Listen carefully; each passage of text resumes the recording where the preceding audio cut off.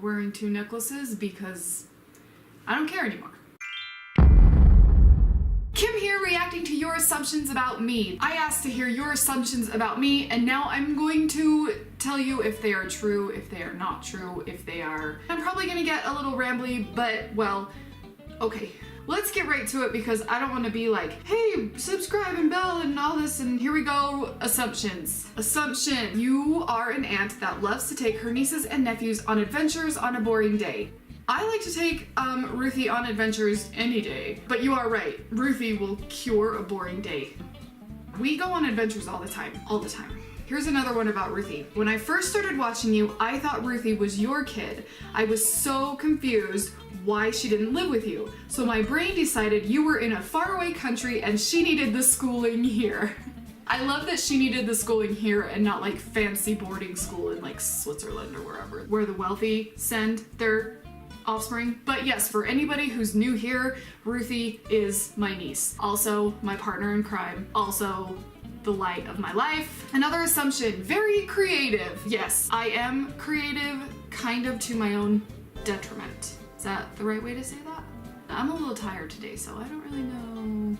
I am creative. I've always been creative. I've always been kind of like cuckoo. I just am not very good at straightforward, conventional thinking. Beat of her own drum, walks her own path kind of person. I wouldn't have it any other way. It's served me well in my life, and because of that, my life is never ever boring. Never ever ever. However, it is sometimes kind of like a double-edged sword. I am creative, which means I have a super vivid, active, kind of insane imagination that just sort of is out of control more often than I'd like it to, which does lead to a certain amount of anxiety. As a kid, it like led me down crazy like thought rabbit holes that my mother probably wished wasn't going on in my crazy, weirdo, creative brain. Yes, I am creative. Here's an example. Quick story time. Lucky you. In 6th grade, we had a business fair. All the 6th graders got to start a business and set it up in the cafeteria for the second half of the day. The cafeteria was turned into like this big market, bazaar. What is that thing called? Big booths market, crazy like a farmer's market, but no produce. Candy. Most kids got a bunch of like cheap stuff and sold it. Keychains, candy, stickers, slap bracelets, because it was the 90s. The 90s. What a time to be alive.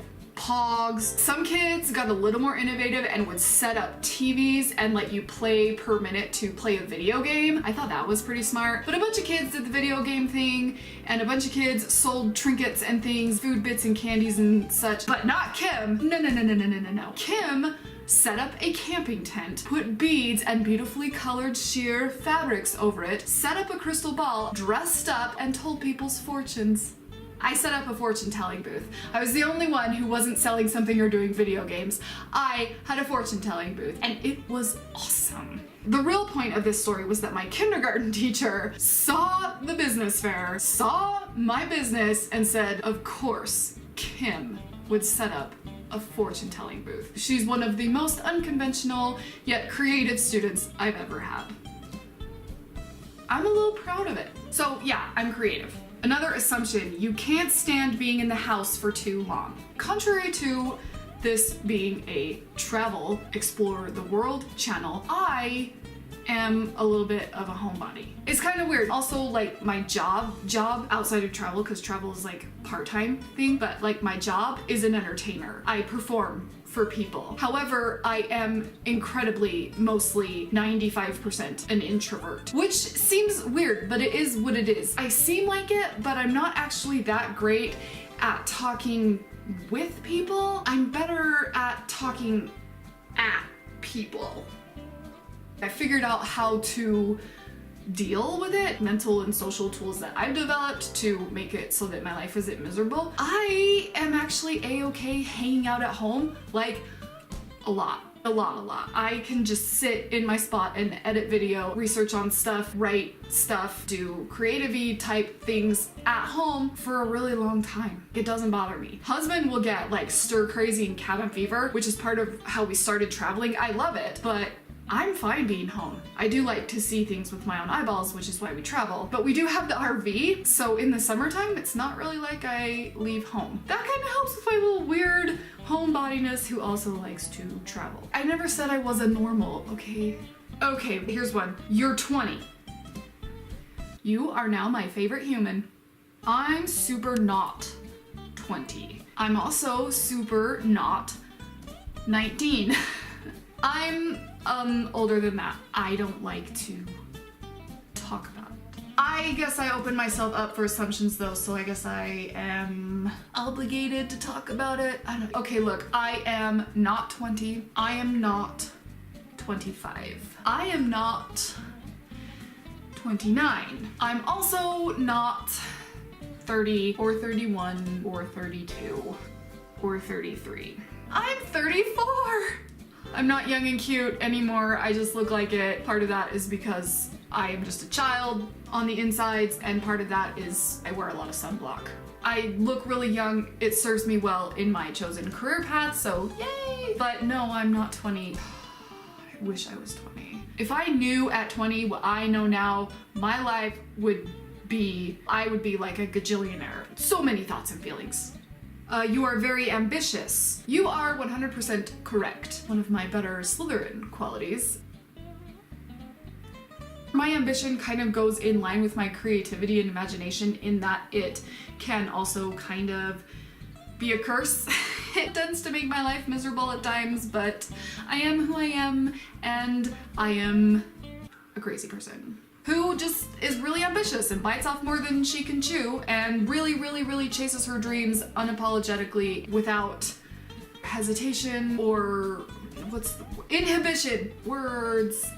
Because of my ambition, I fall flat on my face more often than not. I just sort of like go for things. It's like I see potential and big picture stuff and I just like want it. Sometimes I kind of go off half-cocked without having thought about the whole process. Yeah, I can start a YouTube channel. It's gonna be amazing because I can do X, Y, and Z with it and people are gonna love it and it's gonna help people and entertain people and make people's days just a little bit better. Awesome! Now I'm like, I'm tired. I basically gave myself another career. It's exhausting, but I really love it, so we're gonna keep doing it. I'm not having a meltdown. My Kim here 3D printed thing kind of broke. We are not taking that as a reflection of my career. We are not taking that as a sign. We're taking that as a, oh, that's just a bummer and I'm gonna have to glue it back together. Kind of like my career. Oh, the heater turned on. My microphone was totally dead this morning, so we get like just regular camera mic, which means we get awesome heater sounds because I live in Salt Lake City where it is like super winter. It's okay though because it means I'm not sweating right now, so we're fine with it. Loud, weird ambient noise. This is just a real, authentic video you guys are getting to. That's be yourself, they say. Sometimes that's a mess though. Here's one. That you are adorable and funny. Yeah, I'm kind of funny. I'm also kind of adorable. I don't want to like. When did we enter this phase where we have to like disclaim and caveat saying nice things about ourselves? I don't mean to brag, but not to toot my own horn, but I even hate saying humble brag. Can't we just like say things about ourselves that we feel are true if they're good things? I'm self-aware enough to know that I can be funny and that I can be adorable. Part of that is me being an actor and just knowing what makes people laugh, knowing how people feel when I do certain things. I'm very good at like reading people and things like that, which is what helps me do what I do on a stage. But also some of that is just me being like a goofy kid on the inside. The insides are a child. It is what it is. I am who I am. I've said that already. Yeah, I can be really adorable and funny, cute and precious, but also ridiculous and goofy. And I'm not gonna say, you know, not to toot my own horn. I'll toot it. Now I made a weird fart joke. This day is getting away from me totally. Let's look at some over here that I saved. Okay, you're more of a Disney villain than princess at heart. Hee hee. Yes. Also, not yes, but also a lot of times yes. I toe the line. Here's the thing. A really big takeoff moment for me for my career was landing a job at Disney World. I was a Disney cast member in entertainment. Character, yeah, okay. I played a villain. Since then, that villainous little bit of like splashy, extra spicy flavor just stuck with me. I can't help it sometimes. I just get a little dark, devious, dastardly. I don't always act on it, and I don't always say it out loud. I usually don't say it out loud. I have a lot of initial instinctual thoughts that happen to me that are less princess and more villain. It's okay though, everybody has good and bad. Nobody is all one or all the other. Nobody is all princess, nobody is all villain. I have parts of both in me, but I sometimes am a little more villain on the inside. You just don't always get to see it, which is probably better for everyone. You fed a giraffe. I was in the presence of someone feeding a giraffe at the Lowry Park Zoo in Tampa, Florida, but I can't remember if I participated or if I just took the pictures. Insert picture here of my grandma feeding a giraffe if I can find it. I feel like I may have fed the giraffe, but I can't really remember. And that was before I was a vlogger because it was in 2009. That was 10 years ago. That is uncomfortable to think about. I was in the presence of people feeding a giraffe, and I may have fed the giraffe, but I don't remember if I fed the giraffe. Great zoo, by the way. Very impressed with Lowry Park. Check it out if you're in the area. I thought it was a really cool zoo. And I've been to a lot of zoos, so there you go. Last one, because I've gone on for like 100 years. I assume since you travel so much, you know more languages than you let on. And I also assume that since you travel so much, you have a large assortment, a closet full of travel mugs. Let's do languages first. I speak English.